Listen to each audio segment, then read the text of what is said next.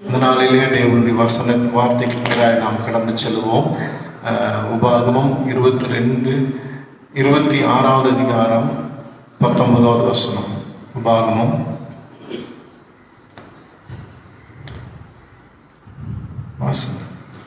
நான் உண்டு பண்ணின எல்லா ஜாதிகளை பார்க்கிலும் புகழ்ச்சியிலும் கீர்த்தியிலும் மகிமையிலும் உன்னை சிறந்திருக்கும்படி செய்வேன் என்றும், நான் சொன்னபடியே நீ உன் தேவனாகிய கர்த்தரான எனக்கு பரிசுத்த ஜனமாய் இருப்பாய் என்றும் அவர் இன்று உனக்கு சொல்லுகிறார் என்றார். அல்லேலூயா. பரிசுத்த பிதாவே, இந்த ஆண்டவரே வேத வசனத்தை ஆசீர்வாதமாக்கி தாரும். என்னை தாழ்த்தி அர்ப்பணிக்கிறேன். என்னை மறைத்து நீர் வெளிப்படும். இயேசுவின் நாமத்தினால போய் கேட்கிறோம் பிதாவே, ஆமென். இந்த நேரத்திலே தயவுசெய்து ஆராதனையில் இருக்கிற அந்த பயபக்தியோடு நீங்கள் வீட்டில் இருக்கும்படியாக கேட்கிறோம். தேவனுடைய வார்த்தையை நாம் தியானிக்க போகிறோம். தயவுசெய்து கேட்டு தேவ ஆசீர்வாதத்தை பெற்றுக்கொள்ளும்படி இயேசுவின் நாமத்தில் கேட்கிறோம். கர்த்தர் ஆசீர்வதிப்பார். இந்த வசனத்தில் நாம் வாசிக்கும் பொழுது இந்த தேவனுடைய தாசன் மோசே சொல்லும் பொழுது உன்னை கீர்த்தியிலும் புகழ்ச்சியிலும் கீர்த்தியிலும் மகிமையிலும் சிறந்திருக்க பண்ணுவேன். அதோடு கூட கவனிக்க வேண்டிய முக்கிய காரியம், நீ பரிசுத்த ஜனமாய் இருப்பாய். அல்லேலூயா. ஆண்டவர் நம்மை என்ன செய்திருக்கிறார்? பரிசுத்த ஜனமாய் வைத்திருக்கிறார். பரிசுத்த ஜனமாய் நமக்கு எப்படிப்பட்ட ஆசீர்வாதத்தை தந்திருக்கிறார் என்று சொன்னால், புகழ்ச்சி கீர்த்தி மகிமை எல்லாவற்றிலேயும் கொஞ்சம் ஒரு ஆவரேஜா இல்லை, ஆரம்ப கட்டம் இல்லை, சிறந்திருக்கும்படி செய்திருக்கிறார். அல்லேலூயா. நீங்க இருக்கிற இடங்களிலே நீங்க இந்த வார்த்தையை நீங்க திரும்ப சொல்லும்படி கேட்கிறேன். கர்த்தர் கர்த்தர் என்னை புகழ்ச்சியிலும் கீர்த்தியிலும் மகிமையிலும் சிறந்திருக்கும்படி செய்திருக்கிறார். சிறந்திருக்கும்படி செய்திருக்கிறார். சிறந்திருக்கும்படி செய்திருக்கிறார். ஹல்லேலூயா. ஹல்லேலூயா. ஏன் என்று சொன்னால், நம்மை தேவன் பரிசுத்த ஜனமாய் வைத்திருக்கிறார். தேவன் நம்மை பரிசுத்த ஜனமாய் வைத்திருக்கிறார். கர்த்தருக்கு பிரியமான ஜனமாய் வைத்திருக்கிறார். இந்த ஆசீர்வாதத்தை பார்க்கும் பொழுது தேவனுடைய கீர்த்தியிலும் புகழ்ச்சியிலும் மகிமையிலும் சிறந்திருக்கும்படி செய்து பரிசுத்த ஜனமாகிய நமக்கு பல போராட்டங்கள் வரலாம், பல பாடுகள் வரலாம், கண்ணீரின் அனுபவம் வரலாம். ஆனால் எல்லாவற்றிலே இருந்து கர்த்தர் நம்மை விலக்கி விடுவித்து பாதுகாக்க தேவன் போதுமானவராய் இருக்கிறார். ஹல்லேலூயா. இந்த 3 சம்பவங்களை பார்க்கும் பொழுது இந்த யாருக்கு இந்த காரியங்களை சொல்லுகிறார்? இஸ்ரவேல் ஜனங்கள் ஆகிய தேவ பிள்ளைகளை பார்த்து சொல்லுகிறார். இந்த இஸ்ரவேல் ஜனங்கள் என்ன சூழ்நிலையில இந்த உபாகமத்தில் இருக்கிறார்கள் என்று சொல்லி பார்த்தால், எகிப்திலிருந்து அடிமையாகியிருந்த அவர்கள் இந்த இடத்துல எகிப்திலிருந்து புறப்பட்டு வந்து ஒரு தேவன் ஒரு சொந்த தேசத்தை தருவார் என்று ஆண்டவர் நடத்தி கொண்டு வருகிறார். இந்த உபாகமத்திலே இந்த வேத வசனங்கள் எல்லாம் சொல்லி முடித்த உடனே மோசே மரித்து விடுகிறார். யோசுவா அந்த காரியத்தை நடத்தி கொண்டு செல்கிறார். அப்போ இந்த இடத்துல மோசே சொல்லுகிற அந்த இறுதியான ஒரு வார்த்தைகள் என்று சொல்லலாம், இறுதியான தேவன் சொன்ன காரியங்களை அவர்களுக்கு ஆலோசனையாக சொல்லி அவர்கள் நடத்தி கொண்டிருக்கிறார். இந்த தேவ ஜனங்கள் எகிப்தில் இருக்கும் பொழுதெல்லாம் அடிமைகள், பயணம், பல பாடுகள், பல பிரச்சனைகள், பலவிதமான சோதனை மத்தியில் இருந்தாங்க. ஆனால் இந்த இடத்தில் அவர் பார்த்து சொல்லுகிறார், ஆண்டவர் உங்களை புகழ்ச்சியிலும் கீர்த்தியிலும் மகிமையிலும் சிறந்திருக்கும்படி செய்ய போகிறார். ஹல்லேலூயா. ஹல்லேலூயா. அதை பார்த்து கொண்டிருக்கிற ஒருவேளை நீங்கள் கண்ணீர் மத்தியில் இருக்கலாம். இந்த லாக்டவுன் நாட்கள், இந்த பயங்கரமான கொரோனாவின் நாட்கள், இந்த சூழ்நிலையில என்ன செய்வேன், எப்படி நடக்கும், தேசத்தின் நிலைமைகள் எப்படி என்று சொல்லி கதறி வேதனையோடு கூட காணப்படலாம், கண்ணீரோடு காணப்படலாம். ஆனால் தேவன் சொல்கிறார், எல்லாவற்றிலேயும் உயர்த்தி நிறுத்த தேவன் போதுமானவராயிருக்கிறார். ஹல்லேலூயா. ஹல்லேலூயா. கர்த்தருடைய கிருபை, கர்த்தருடைய பிரசன்னத்துக்குள்ளே நம்ம அர்ப்பணிக்கும் பொழுது ஆவியானவர் நம்மோடு கூட இருந்து பெரிய காரியங்களை செய்ய அவர் போதுமானவராக இருக்கிறார். காரணம் என்ன? நாம் தேவனுடைய பிள்ளைகள். யாருக்கு இந்த ஆசீர்வாதம் என்று சொல்லி நாம் பார்க்கும் பொழுது அந்த 20 6:18 நாம் வாசிக்கும் பொழுது, கர்த்தரும் உனக்கு வாக்கு கொடுத்து உனக்கு சொல்லி இருக்கிறபடி நீ என்னுடைய கட்டளைகளை எல்லாம் கை கொண்டால் எனக்கு சொந்த ஜனமாய் இருப்பாய் என்றும். இதுல வாசிக்கும் பொழுது ஆண்டவர் யாருக்கு இப்படிப்பட்ட ஆசீர்வாதத்தை கொடுக்கிறார் என்று சொன்னால், ஆண்டவருடைய கட்டளைகளை கை கொள்ளக்கூடிய தேவன், கை கொள்ளக்கூடியவர்களாய் இருக்க வேண்டும். இன்னும் சொல்ல போனால் அதுல 2வது காரியத்துல பார்க்கிறோம், சொந்த ஜனமாய் இருப்பாய், சொந்த ஜனமாய் இருப்பாய். அப்ப யாருக்கு இந்த ஆசீர்வாதம் என்று சொன்னா, எல்லாரையும் ஆண்டவர் நேசிக்கிறார். எல்லாருக்கும் தீயோர் மேலும் நல்லோர் மேலும் தேவன் மழையை பொழிய பண்ணுகிறார், அவருடைய ஆசீர்வாதங்களை தருகிறார். ஆனால் விசேஷமான இந்த ஸ்பெஷல் கேட்டகரி, இந்த ஸ்பெஷல், ஒரு வீட்டிலே நிறைய குழந்தைகள் இருந்தா எப்படி செல்ல குழந்தை என்று ஒன்று இருக்கும். 2 சாக்லேட் எல்லாத்தையும் கொடுத்தா தன்னுடைய தகப்பனுடைய பங்காவது இல்லை தாயுடைய பங்காவது எடுத்து வச்சு என்ன பண்ணுவாங்க, அந்த ஸ்பெஷல் அந்த செல்ல குழந்தைக்கு என்ன பண்ணுவாங்க, எடுத்து வச்சு கொடுப்பாங்க. அப்போ ஆண்டவர் எல்லாரையும் நேசிக்கிறார், கர்த்தர் எல்லார் மேலும் தயவுள்ளவர். ஆனால்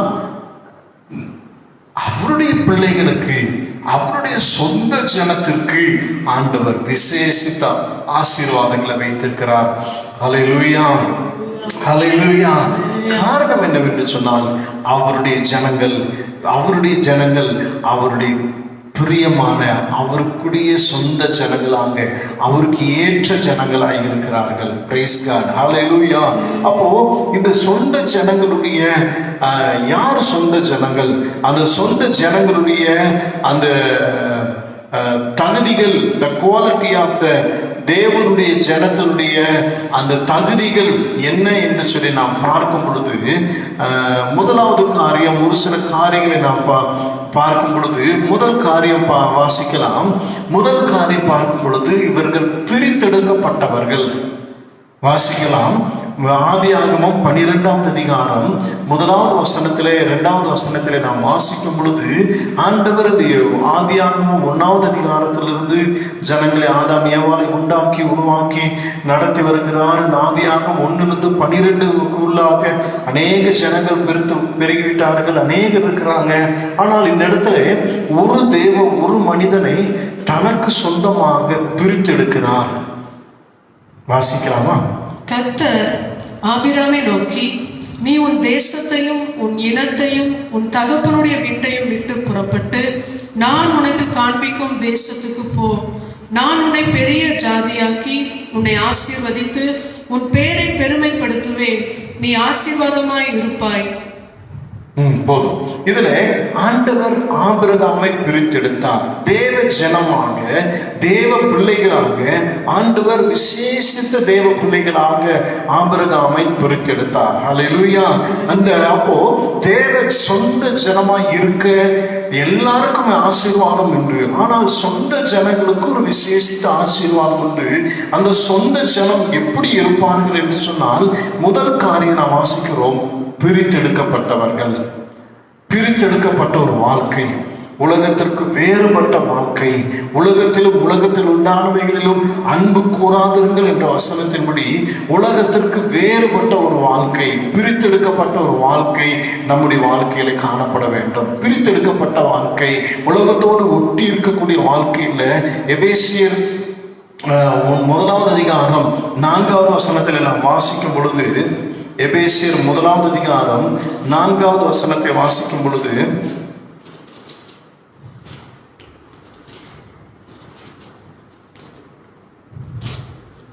தமக்கு முன்பாக நாம் அன்பில் பரிசுத்தம் உள்ளவர்களும் குற்றம் இல்லாதவர்களுமாய் இருப்பதற்கு அவர் உலக தோற்றத்துக்கு முன்னே கிறிஸ்துவுக்குள் நம்மை தெரிந்து கொண்டபடியே. ஆண்டவர் நம்ம என்ன செய்திருக்கிறார்? உலக தோற்றத்திற்கு முன்னே நம்ம என்ன செய்திருக்கிறார்? கிறிஸ்துவுக்குள் நம்மை தெரிந்து கொண்டிருக்கிறார். அருமையான தேவ பிள்ளைகளே, ஒருவேளை கண்ணீரின் பாதைகள் இருக்கலாம், வேதனையின் உச்சகட்டத்தில் இருக்கலாம், எல்லாராலும் ஒதுக்கப்பட்ட ஒரு சூழ்நிலை என்று சொல்லி இருக்கலாம், இருதயத்திலே பாரம் இருக்கிறது என்று சொல்லி கண்ணீரோடு காணப்படலாம். ஆனால் ஒரு காரியம் பாருங்க, ஒரு காரியத்தை கவனிக்க வேண்டும். உங்களையும் என்னையும் ஆண்டவர் உலக தோற்றத்திற்கு முன்னே ஆண்டவர் தெரிந்தெடுத்திருக்கிறார். ஹல்லேலூயா. உலக தோற்றத்திற்கு முன்னே நம்மை ஆண்டவர் தெரிந்தெடுத்திருக்கிறார். காரணம் என்ன? நாம் தேவனாலே முன்குறிக்கப்பட்டவர்கள், தேவனாலே முன்குறிக்கப்பட்டு ஆண்டவராலே பிரித்தெடுக்கப்பட்ட ஜனங்களாய் காணப்படுகிறோம். எனவே ஆண்டவரை நாம் ஸ்தோத்திரிக்க வேண்டியது அவசியமான காரியம். அடுத்ததாக நாம் வாசிக்கும் பொழுது அந்த ரோமர் 8வது அதிகாரம் 30வது வசனத்தில் நாம் வாசிக்கும் பொழுது,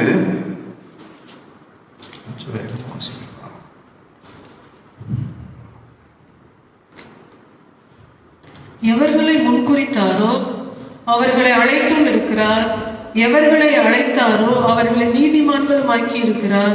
எவர்களை முன்குறித்தாரோ அவர்களை அழைத்திருக்கிறார், எவர்களை அழைத்திருக்கிறாரோ அவர்களை நீதிமான்கள் ஆக்கியிருக்கிறார், எவர்களை நீதிமான்கள் ஆக்கியிருக்கிறார் அவர்களை மகிமைப்படுத்தியும் இருக்கிறார். ஹல்லேலூயா. காரணம் என்னவென்று சொன்னால், ஆண்டவர் நம்மை முன்குறித்திருக்கிறார். இதில் பார்க்கும் பொழுது முன்குறித்திருக்கிறார், முன்குறித்து நம்ம என்ன செய்திருக்கிறார்? அழைத்திருக்கிறார். அப்போ தேவனுடைய ஜனமாய் இருக்கிற நாம், தேவனுடைய ஜனம் என்று சொல்லிக் கொண்டிருக்கிற நாம் பிரித்தெடுக்கப்பட்டிருக்கிறோமா? ஆபிரகாமை பார்த்து ஆண்டவர் சொல்லுகிறார், உன் தகப்பன் தேசத்தையும் உன் வினத்தையும் வீட்டையும் எல்லாவற்றையும் விற்று நீ நான் காண்பிக்கும் தேசத்துக்கு புறப்பட்டு போ என்று சொன்னார். நம்முடைய வாழ்க்கையில நம்முடைய பழைய காரியங்கள், ஆண்டவருக்கு பிரியமில்லாத காரியங்கள், இவைகள் எல்லாவற்றையும் விட்டு நாம் என்ன செய்ய வேண்டுமா? பிரித்தெடுக்கப்பட்ட வாழ்க்கை.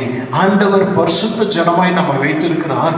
எனவே நாம் பரிசுத்தமுள்ளவர்களாய் வாழுகிற அனுபவம், பரிசுத்தமுள்ளவர்களாய் நாம் வாழுகிற அந்த ஒரு ஆசீர்வாதத்திற்குள்ளாக நாம் காணப்பட வேண்டியது அவசியமாய் காணப்படுகிறது. இரண்டாவது நாம் வாசிக்கும் பொழுது, இரண்டாவது நாம் பார்க்கும் பொழுது ஆதியாகமம் 17வது அதிகாரம் 10வது வசனத்திலே நாம் வாசிக்கும் பொழுது, இந்த ஆபிரகாமை பிரித்தெடுத்தார்.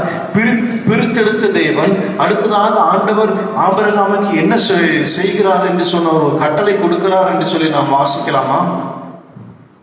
எனக்கும் உங்களுக்கும் உனக்கு பின்வரும் உன் சந்ததிக்கும் நடுவே உண்டாகிறதும் நீங்கள் கை கொள்ள வேண்டியதுமான என் உடன்படிக்கை என்னவென்றால், உங்களுக்குள் பிறக்கும் சகல ஆண் பிள்ளைகளும் விருத்த சேதனம் பண்ணப்பட வேண்டும். விருத்த சேதனம், ஆண்டவரோடு கூட ஒரு உடன்படிக்கை. இதுல பார்க்கும் பொழுது 9வது வசனத்தில் வாசிக்கும் பொழுது, பின்னும் தேவன் ஆபிரகாமை நோக்கி, இப்பொழுது நீயும் உனக்கு பின் தலைமுறையாக வரும் சந்ததியும் என் உடன்படிக்கையை கை கொள்ளுங்கள். ஆண்டவர் ஆபிரகாமுக்கு வாக்கு பண்ணினார். அந்த வாக்கு தத்துவம் என்ன? நான் உன்னை பெரிய ஜாதியாக்கி உன் சந்ததியை பெருக பண்ணுவேன் என்று சொல்லி ஆசீர்வாதம் கொடுத்திருக்கிறார்.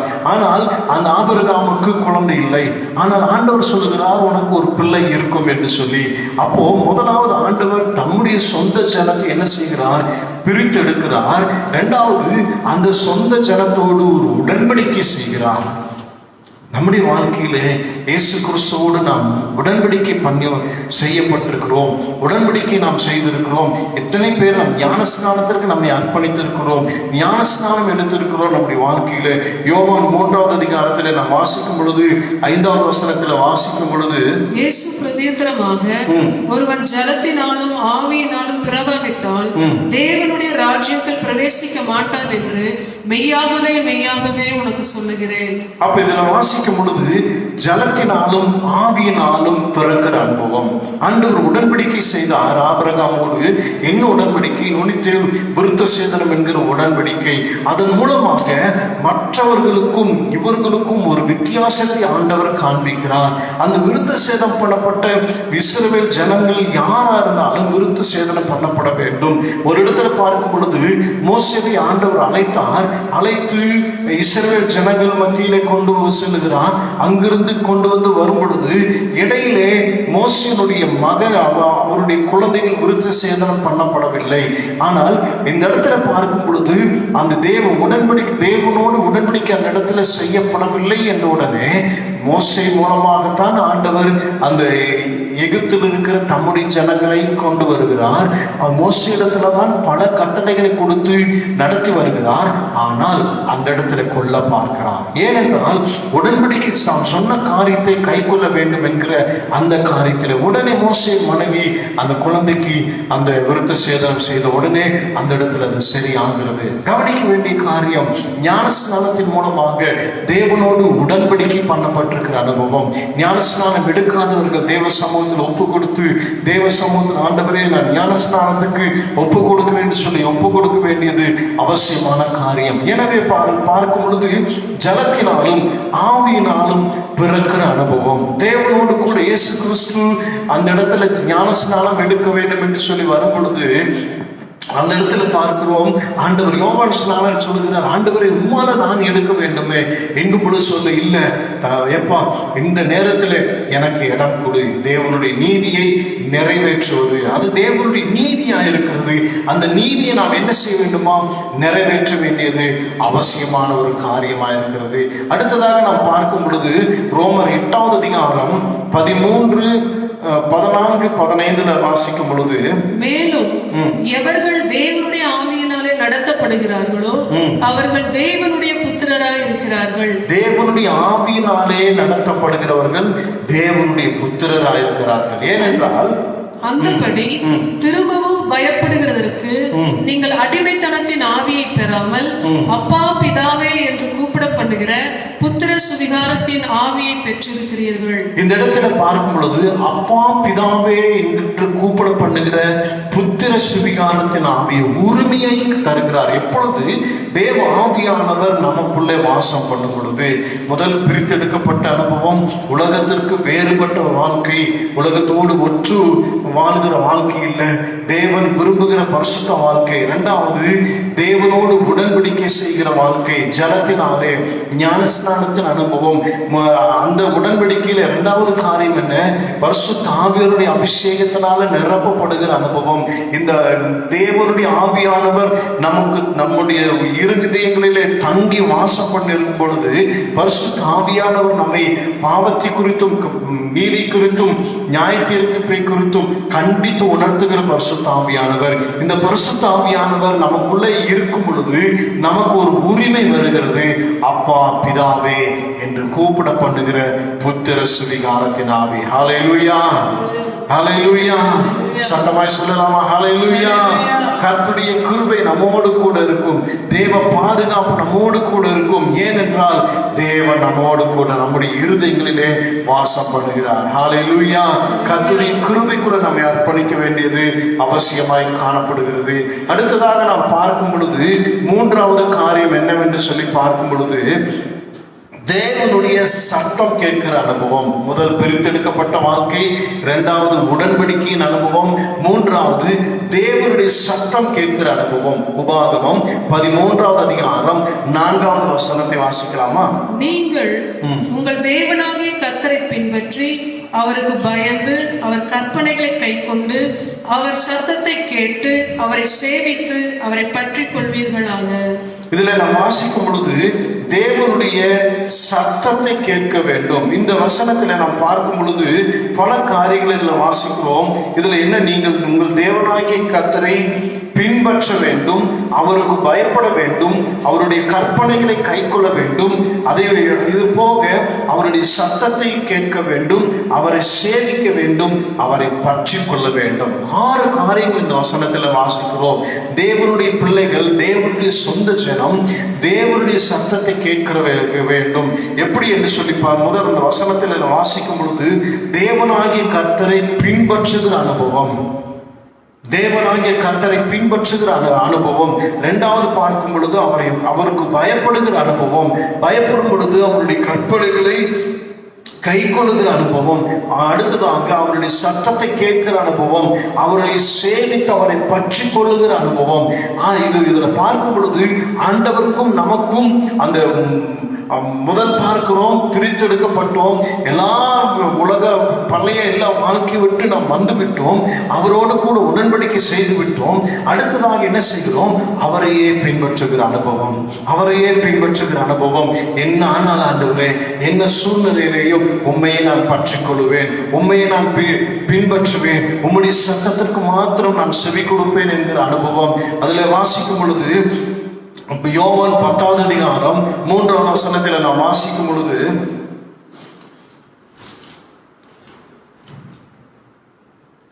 வாசலை காக்கிறவன் அவனுக்கு திறக்கிறான், ஆடுகளும் அவன் சத்தத்துக்கு செவி கொடுக்கிறது. அவன் தன்னுடைய ஆடுகளை பேர் சொல்லி கூப்பிட்டு அவைகளை வெளியே நடத்தி கொண்டு போகிறான். அவன் தன்னுடைய ஆடுகளை வெளியே விட்ட பின்பு அவைகளுக்கு முன்பாக நடந்து போகிறான். ஆடுகள் அவன் சத்தத்தை அறிந்திருக்கிறபடியினால் அவனுக்கு பின் செல்லுகிறது. இதுல வாசிக்கும் பொழுது வாசனை, இதுல முதல் வசனத்திலிருந்து வாசிக்கும் பொழுது, மெய்யாகவே மெய்யாகவே நான் உங்களுக்கு சொல்லுகிறேன், ஆட்டு தொழுவத்துக்குள் வாசல் வழியாய் பிரவேசியாமல் வேறு வழியாய் ஏறுகிறவன் கள்ளனும் கொள்ளைக்காரனுமாய் இருக்கிறான். வாசல் வழியாய் பிரவேசிக்கிறவன் எவனோ ஆடுகளின் மேய்ப்பனாய் இருக்கிறான். வாசல் வழியாய், இதுல பார்க்கும் பொழுது நானே நல்ல மேய்ப்பன் என்று சொல்லுகிறார். இந்த 9வது வசனத்திலே, நானே வாசல், நான் என் வழியாய் ஒருவன் உட்பிரவேசித்தால் அவன் ரட்சிக்கப்படுவான், அவன் உள்ளும் புறமும் சென்று மேய்ச்சலை கண்டடைவான். 11ல வாசிக்கிறோம், நானே நல்ல மேய்ப்பன், நானே நல்ல மேய்ப்பன், நல்ல மேய்ப்பன் ஆடுகளுக்காக தன் ஜீவனை கொடுக்கிறான். இதுல நாம் பார்க்கும் பொழுது ஆண்டவர் நல்ல மெய்ப்பராக இருக்கிறார். அந்த மெய்ப்பர் பரம மெய்ப்பர், அவருடைய சத்தத்திற்கு நம்முடைய செவியை சாய்க்கிற அனுபவம். அப்போ வாசல் ஆடுகள் பெயர் சொல்லி கூப்பிடுகிறான், அவைகளை வெளியே நடத்தி கொண்டு போகிறான். இதுல அவன் தன்னுடைய ஆடுகளை வெளியே விட்ட பின்பு அவைகளுக்கு முன்பாக நடந்து போகிறான்.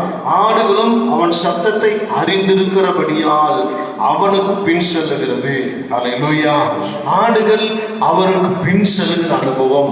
நம்முடைய சத்தத்தை ஆண்டவர், நம்முடைய பெயரை சொல்லி ஆண்டவர் கூப்பிடுகிறார். அப்ப ஆண்டவருக்கும் நமக்கும் இருக்கிற உறவு, அந்த சிநேகம், அந்த ஐக்கியம் உறுதியாய் இருக்க வேண்டுமாய் காணப்படுகிறது. உறுதியாய் இருக்க வேண்டும், நிலைத்து இருக்க வேண்டும்.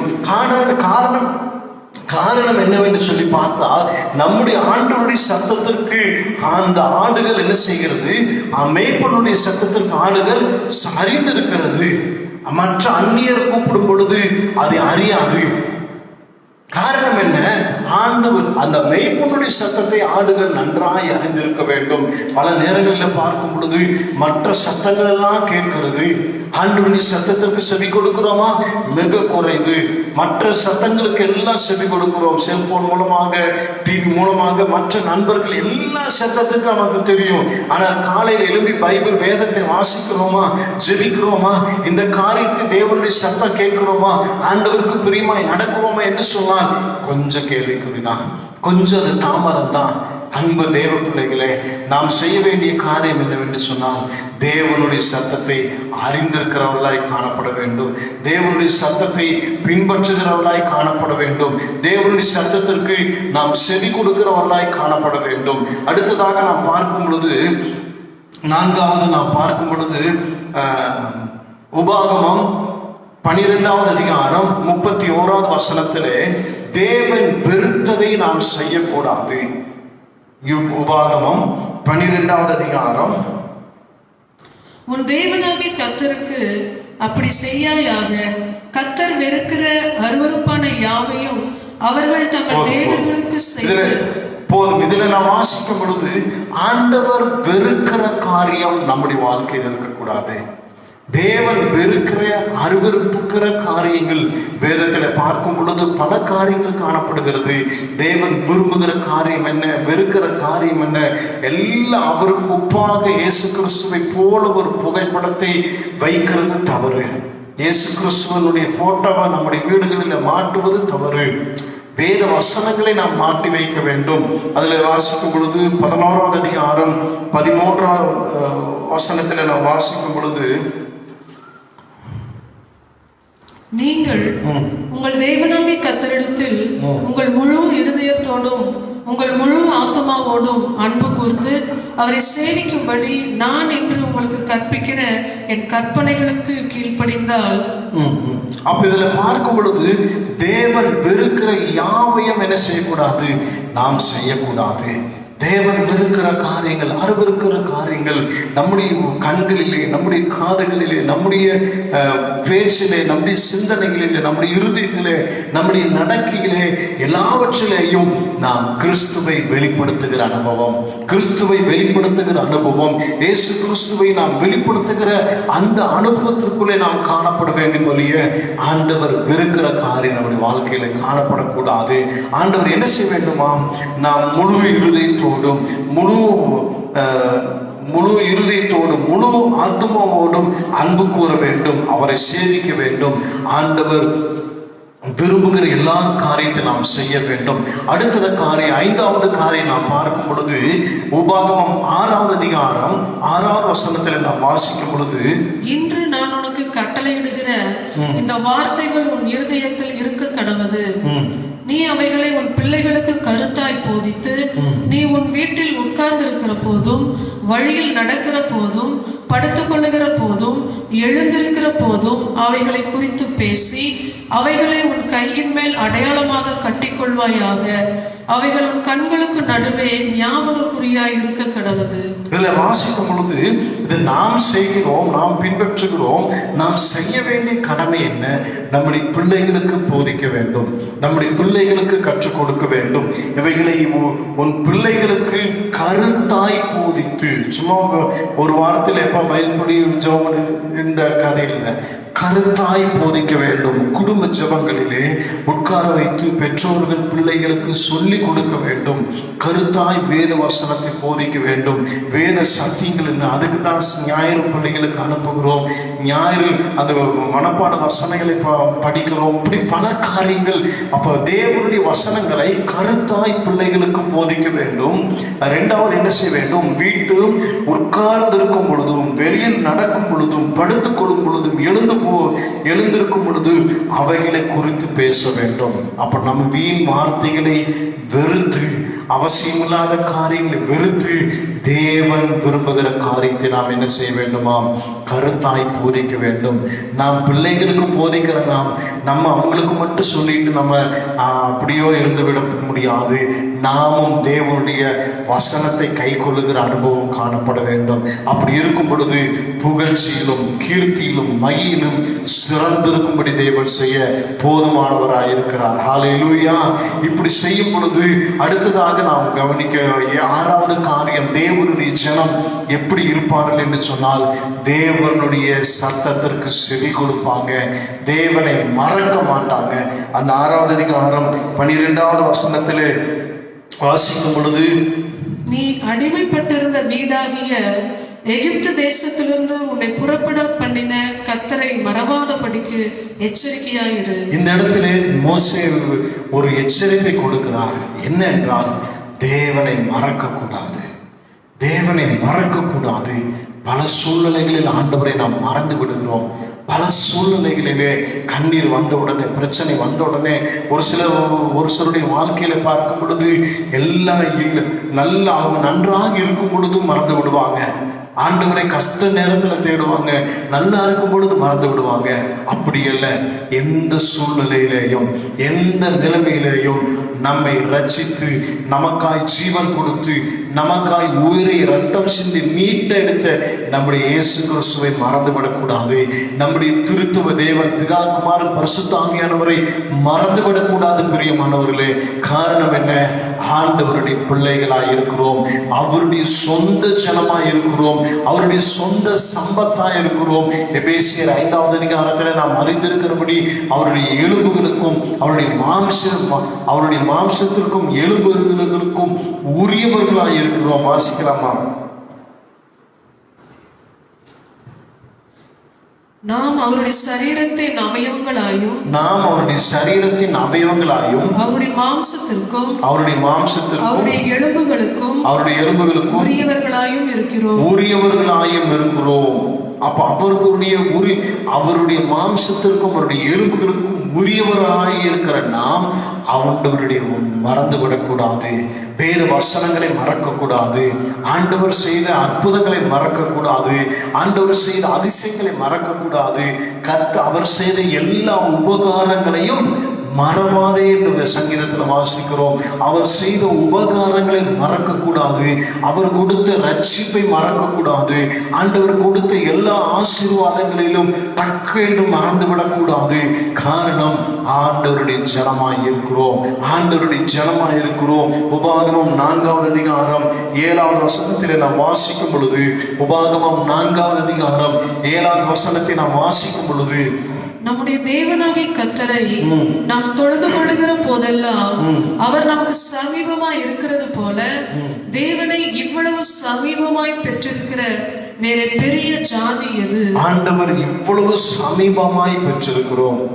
கண்ணீரின் அனுபவம், வேதனை மத்தியில, ஆண்டவரே என்னால முடியல ஆண்டவரே என்று சொல்லும் பொழுது ஆண்டவருடைய வசனத்தை அனுப்புகிறார். அவருடைய பிரசன்னத்தினால நிரப்புகிறார். அது மாத்திரமல்ல, அவருடைய எப்படியாகிலும் நம்மை அவர் தொட்டு எடுத்து தூக்கி நிறுத்துகிறார். காரணம் என்ன?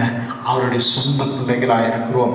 தேவனுடைய சொந்த பிள்ளைகளாயிருக்கிற ஒவ்வொருவரையும் நான் பார்த்து சொல்லுகிற காரியம், உங்களுடைய வாழ்க்கையில புகழ்ச்சி உண்டாயிருக்கும், கீர்த்தி உண்டாயிருக்கும், மகிமை உண்டாயிருக்கும். உங்களுடைய வாழ்க்கையிலே பரிசுத்த ஜனமாயிருப்பீங்க. நாம் பரிசுத்த ஜனமாயிருக்கிறோம். நமக்கு கீர்த்தி உண்டாகும், புகழ்ச்சி உண்டாகும், மகிமை உண்டாகும். இது நாம் தேடி போக வேண்டியதில்லை. அநேகர் தேடி போகிறாங்க புகழ்ச்சிக்காக, கீர்த்தி எல்லாம் வேண்டும் என்று தேடி. அது இல்லை, ஆண்டவர் நம்மை தேடி வந்திருக்கிறார். அவருடைய ரட்சித்ததினாலே, அவர் நம்மை தேடி வந்ததினாலே, நமக்கு ஜீவனை கொடுத்ததினாலே, இல்லை என்று சொன்னால் நம்முடைய வாழ்க்கையிலே என்றைக்கோ எப்படியோ போயிருக்கும். கர்த்தர் கிருபையாய் நம்மை மீட்டிருக்கிறார். தயவு செய்து நான் யாவர் எழும்பி இருக்கிற இடங்களிலே எழும்பி நின்று தேவன் செய்த எல்லா இந்த கிருபைகளுக்காக ஆண்டவருக்கு நன்றி செலுத்தி ஆண்டவரை ஸ்தோத்திரிக்கலாமா? ஹல்லேலூயா, ஹல்லேலூயா, ஹல்லேலூயா, பிரைஸ் காட், ஹல்லேலூயா. நன்றி தகப்பனே, நன்றி தகப்பனே, ஸ்தோத்திரிக்கிறோம், ஸ்தோத்திரிக்கிறோம். ஹல்லேலூயா, ஹல்லேலூயா. நன்றியோடு ஸ்தோத்திரிக்கிற ராஜா, நன்றியோடு துதிக்கிற ராஜா, பரிசுத்த ஆவியானவரே உம்மை ஸ்தோத்திரிக்கிறோம், ஸ்தோத்திரிக்கிறோம். ஹல்லேலூயா. உம்முடைய சொந்த ஜனமாக எங்களை மாற்றி இருக்கிறீரே, உமக்கு ஸ்தோத்திரம். பரிசுத்த ஆவியானவரே நன்றி தகப்பனே. ஹல்லேலூயா, ஹல்லேலூயா, ஹல்லேலூயா. கிருபை நிறைந்தவரே ஸ்தோத்திரம், ஸ்தோத்திரம், ஸ்தோத்திரம். பரிசுத்த ஆவியானவரே உமக்கு ஸ்தோத்திரம், ஸ்தோத்திரம், ஸ்தோத்திரம். பிதாவே உமக்கு ஸ்தோத்திரம் ஆண்டவரே. பரிசுத்தமுள்ள எங்கள் அன்பு தகப்பனே, இயேசு கிறிஸ்துவின் நாமத்தில் நம்முடைய சமூகத்தில் வருகிற ராஜா, ஆண்டவரே, ஆண்டவரே, புகழ்ச்சியிலும் கீர்த்தியிலும் மகிமையிலும் சிறந்திருக்கும்படி செய்ய இருக்கிற தேவனே, ஆண்டவரே, தேவ பிள்ளைகளை எப்படியெல்லாம் உயர்த்தினீர். யோசுவா, ஆண்டவரே, தானியேல், தாவீது, எத்தனையோ தேவ பிள்ளைகளை எடுத்து உயர்த்தி நிறுத்தினீர் ராஜா. அற்புதமாய் நடத்தினீர். உம்முடைய அன்புக்காக ஸ்தோத்திரம், உம்முடைய கிருபைக்காய் ஸ்தோத்திரம், உம்முடைய மகிமைக்காய் ஸ்தோத்திரம், உம்முடைய ஆளுகைக்காய் உமக்கு ஸ்தோத்திர ராஜா.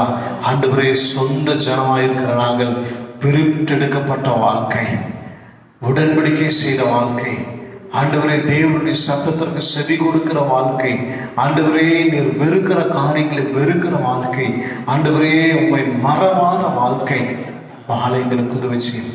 கண்ணீரோடு வேதனையோடு ஆண்டவரே, ஆண்டவரே அப்பா, பாடுகள் மத்தியில் இருக்கிற ஒவ்வொருவரையும் தொட்டு சுகப்படுத்துவீராங்க, தொட்டு சுகப்படுத்துங்க, விடுதலை தருவீராங்க, ஆசீர்வதிக்கும்படி சுதிக்கிறோம். மனதார ஒவ்வொருவரையும் வாழ்த்துகிறோம், ஆசீர்வதிக்கிறோம், கிருபையுள்ள கரத்தில் அர்ப்பணிக்கிறோம். இயேசு கிறிஸ்துவின் நாமத்தில் கேட்கிறோம் ஜீவனுள்ள நல்ல பிதாவே, ஆமென். என் ஆத்துமாவே கர்த்தரை ஸ்தோத்திரி, என் முழுவதுமே பரிசுத்த நாமத்தை ஸ்தோத்திரி. என் ஆத்துமாவே கர்த்தரை ஸ்தோத்திரி, கர்த்தர் செய்த சகல உபகாரங்களை மறவாதே. ஆமென். நம்முடைய கர்த்தராயிருக்கிற இயேசு கிறிஸ்துவின் கிருபையும் பிதாவாகிய தேவனுடைய அன்பும் பரிசுத்தாவினுடைய அந்யோன்ய ஐக்கியமும் இன்றும் என்றும் சதா காலங்களிலும் நம் அனைவரோடு இருப்பதாக. ஆமென். இன்னும் அதிகமாய் ஆராதிப்பேன்